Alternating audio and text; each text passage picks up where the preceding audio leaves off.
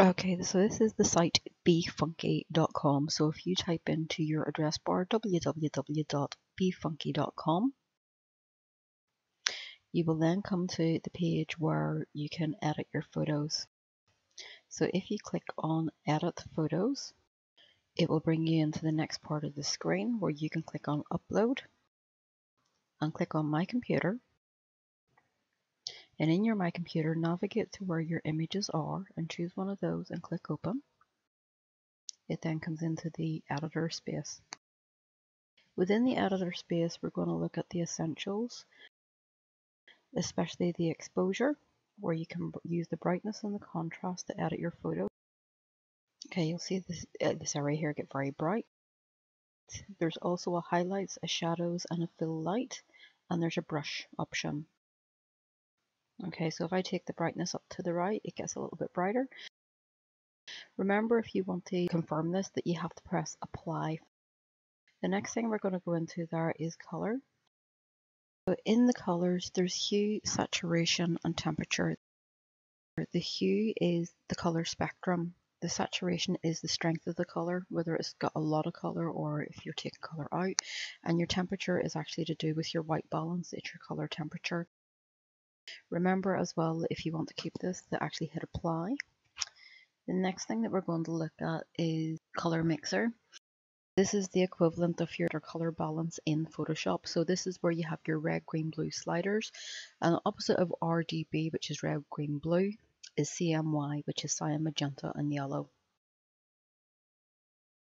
If you put this into black and white, you can control the tonal range of your black and whites for the colors that would actually be there. And there is a paint mode option, and that allows you to actually paint on the effect, or if you want to apply the effect, you can paint bits off.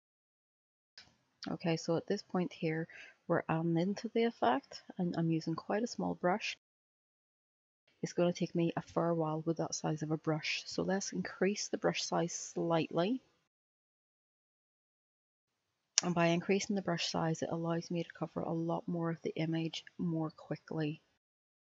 So if I turn over to the effect side of things, it allows me to take the effect on. And again, if you want to apply this, remember to click on apply. I'm just going to cancel this.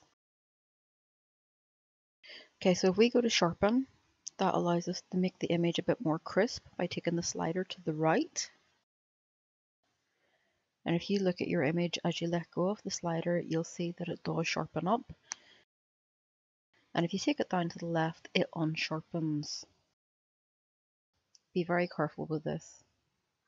Okay, so in this next bit of the tutorial, we're going to look at the soften. Again, whenever you take the soften up to the right hand side of the slider, it softens greatly. And whenever you take the softness slider down to the left, it unsoftens. In the touch-up area, there's a multitude of different tools available. If you click on the whiten teeth, it doesn't have to apply for actually whitening teeth. You can whiten up any area. Remember, you have a brush mode or a brush size there as well to work with. Okay, whenever I click on the clone stamp, it allows me to choose a target area where I want to copy from. And then whenever I start brushing in, it duplicates that area. You need to be very careful here.